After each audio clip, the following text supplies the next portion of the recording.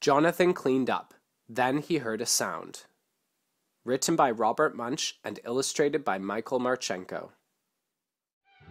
Jonathan's mother went to get a can of noodles. She said, "Jonathan, please don't make a mess." When she was gone, Jonathan stood in the middle of the apartment and looked at the nice clean rug and the nice clean walls and the very, very clean sofa and said, "Well, there is certainly no mess here." Then he heard a sound. It was coming from behind the wall. He put his ear up against the wall and listened very carefully. The noise sounded like a train. Just then, the wall slid open and a subway train pulled up and stopped. Someone yelled, "Last stop! Everybody out!" Then little people, big people, fat people, and thin people, and all kinds of people came out of Jonathan's wall, ran around his apartment, and went out the front door. Jonathan stood in the middle of the living room and looked around. There was writing on the wall, gum on the rug, and a man sleeping on the sofa, and all the food was gone from the refrigerator. "Well," said Jonathan, "this is certainly a mess." Jonathan tried to drag the man out the door, but he met his mother coming in. She saw the writing on the wall, the gum on the rug, and the empty refrigerator. She yelled, "Jonathan, what a mess!" Jonathan said, "The wall opened up and there was a subway train. Thousands of people came running through." But his mother said, "Oh, John, don't be silly. Clean it up." She went out to get another can of noodles, and Jonathan cleaned up. When he was all done, he heard a sound. It was coming from behind the wall. He put his ear up against the wall and listened very carefully. The noise sounded like a train. Someone yelled, "Last stop! Everybody out!" And all kinds of people came out of Jonathan's wall, ran around his apartment, and went out the front door.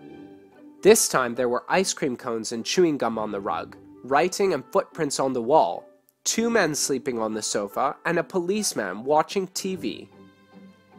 Besides that, the refrigerator was gone. Jonathan got angry and yelled, "Everybody out!" Just then his mother came in. She saw ice cream cones and chewing gum on the rug, writing and footprints on the wall, 2 men sleeping on the sofa, a policeman watching TV, and a big empty space where the refrigerator had been. "Jonathan," she said, "what have you done?" Then she heard a noise. It was coming from behind the wall. She put her ear right against the wall and listened very carefully. The noise sounded like a train. Just then, the wall slid open and a subway train pulled up. Someone yelled, "Last stop! Everybody out!" All kinds of people ran out of Jonathan's wall, ran around his apartment, and went out the front door. There were ice cream cones, chewing gum, and pretzel bags on the rug, writing and footprints and handprints on the wall, and 5 men sleeping on the sofa. Besides that, a policeman and a conductor were watching TV, and the fridge and stove were gone. Jonathan went to the conductor and said, "This is not a subway station. This is my house." The conductor said, "If the subway stops here, then it's a subway station. You shouldn't build your house in a subway station. If you don't like it, go see City Hall." So Jonathan went to City Hall. When he got there, the lady at the front desk told him to see the subway boss, and the subway boss told Jonathan to go see the mayor. So he went and saw the mayor. The mayor said, "If the subway stops there, then it's a subway station. You shouldn't build your house on a subway station. Our computer says it's a subway station, and our computer is never wrong." Then he ran out for lunch. In fact, everyone ran out for lunch, and Jonathan was all by himself at City Hall.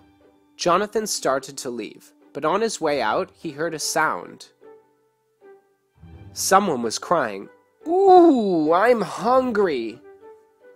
Jonathan listened very carefully. He walked up and down the hall and found the room it was coming from.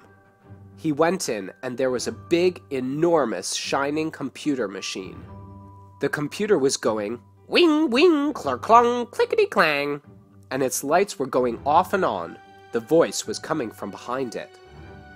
Jonathan squeezed in the back of the machine and saw a little old man at a very messy desk. The man looked at Jonathan and said, "Do you have any blackberry jam?"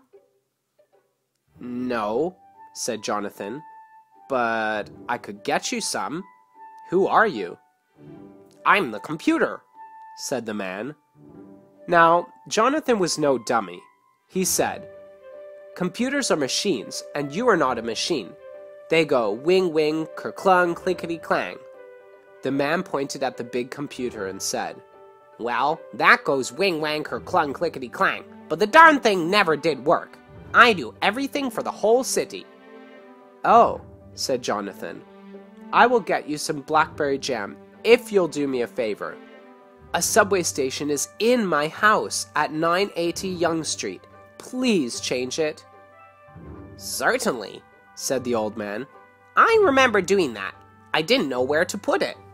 Jonathan ran out and passed all the offices with nobody there. He ran down the stairs and all the way to the jam store. He got 4 cases of jam. It took him 3 hours to carry it all the way back to City Hall.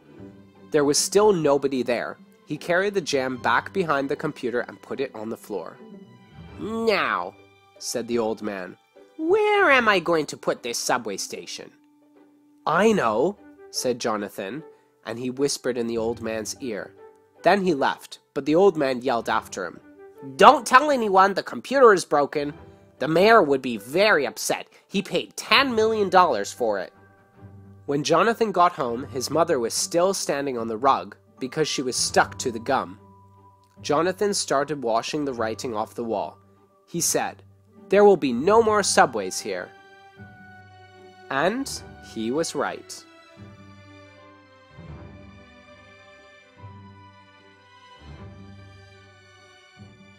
Thanks for watching. Please like and subscribe if you enjoyed this story and would like to hear more.